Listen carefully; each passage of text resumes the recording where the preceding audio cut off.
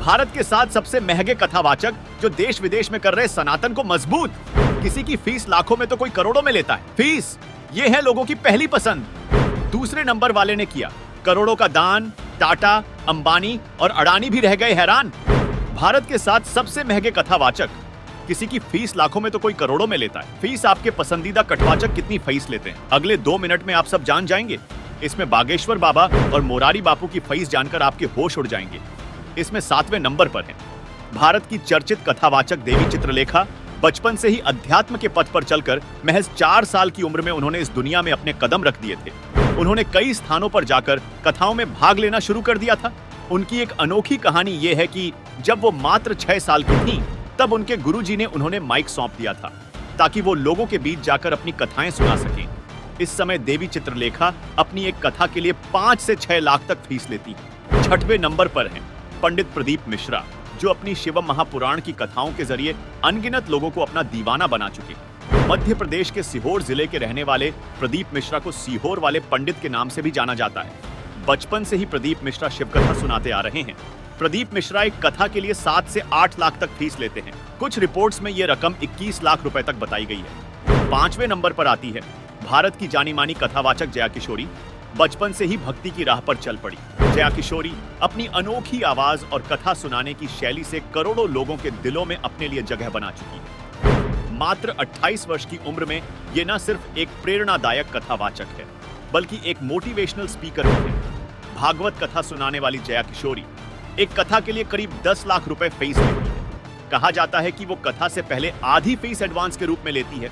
4थे number पर आते हैं अनिरुद्धाचार्य महाराज जी, जिन्होंने भागवत कथा के माध्यम से लोगों के दिलों में जगह बनाई।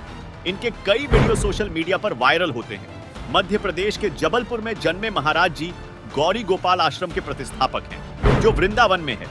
इस आश्रम में गरीब और असहाय माताओं को न सिर्फ आश्रम मिलता है, बल्कि उनकी देखभाल, रहन सहन और खान पान की जरूरत भी अनिरुद्धाचार्य जी महाराज द्वारा पूरी की जाती है।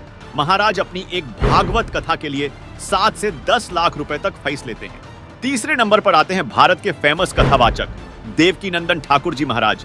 देवकीनंदन ठाकुर केवल 13 वर्ष की आयु में ही भागवत महापुराण को कंठस्थ कर चुके हैं। ये केवल भारत ही नहीं, बल्कि पूरे विश्व में सनातन धर्म का प्रचार करते हैं। 1978 में मथुरा में जन्मे देवकीनंदन ठाकुर को धर्म रत्न और यूपी रत्न जैसे प्रतिष्ठित उपाधियों से सम्मानित किया गया है। ये महज 6 साल की उम्र में घर छोड़कर भक्ति के मार्ग पर चल पड़े थे। देवकीनंदन ठाकुर एक कथा के लिए 10 से 12 लाख तक की फीस लेते हैं। दूसरे नंबर पर हैं विश्वविख्यात हिंदू कथावाचक मोरारी बापू। इन्होंने श्री राम कथा के माध्यम से पूरे विश्व में अपनी पहचान बनाई है। गुजरात में जन्मे मोरारी बापू अब तक 900 से ज्यादा कथा सुनाकर लोगों को आध्यात्मिक ज्ञान दे चुके हैं। इनकी कथा America, England, Brazil, Bhutan, Dubai, Australia, south Africa और केन्या सहित कई देशों में प्रशंसा प्राप्त कर चुकी है। इनकी फीस के बारे में कोई आधिकारिक जानकारी उपलब्ध नहीं है, लेकिन उनकी लोकप्रियता उन्हें एक असाधारण व्यक्तित्व के रूप में दर्शाती है। उनकी गहन आध्यात्मिक शक्ति ने उन्हें न सिर्फ एक महान कथावाचक बनाया, बल्कि उनको एक उदार हृदय वाला व्यक्ति भी बनाया। राम मंदिर में करोड़ों का दान कर उन्होंने अंबानी और अडानी को भी चौंका दिया था। इस लिस्ट में नंबर 1 पर आते हैं पंडित धीरेन्द्र कृष्ण शास्त्री।